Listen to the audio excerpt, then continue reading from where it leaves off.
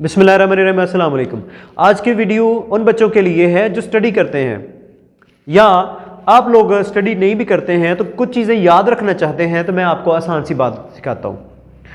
आपने क्या करना है कि आपका एक पैरा है, फिक्रा है, पैराग्राफ है। उस पैराग्राफ में बहुत सी बातें लिखी हुई हैं, आपने वो याद करनी है। तो आप क्या रट्टा लगाएंगे तो वो थोड़ी देर के लिए आप याद रख सकते हैं, इस तरह भूल जाएगा। फिर क्या तरीकाकार होगा, आपने क्या करना है, बाज बच्चे ऐसे करते हैं कि हाइलाइटर के साथ सारा जो है ना, अगर रेड कलर का हाइलाइटर है तो सारा रेड कर देते हैं, अगर येलो का है सारा येलो कर देते हैं। तो इससे क्या फर्क पड़ता है, क्या हुआ तो वैसे रहने दे उसको।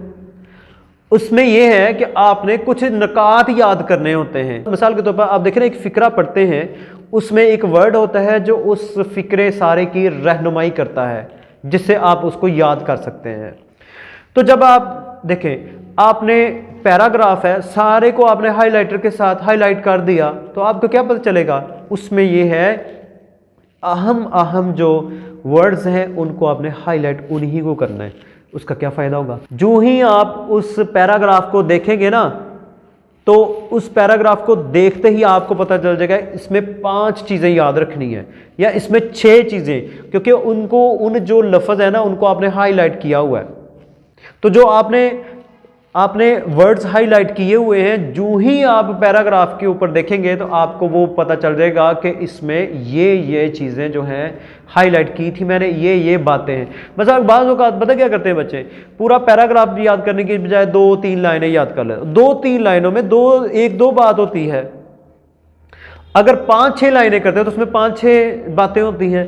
अगर 10 लाइनें हैं तो आप उस 10 लाइन्स के अंदर 10 बातें होंगी।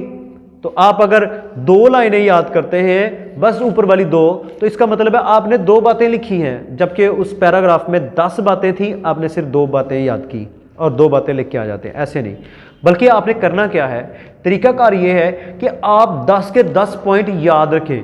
उसमें 10 पॉइंट्स होंगे, 10 लाइनों में हर एक लाइन में एक पॉइंट होता है, एक नाम होता है उस लाइन का, मेन वर्ड होता है उस लाइन के अंदर।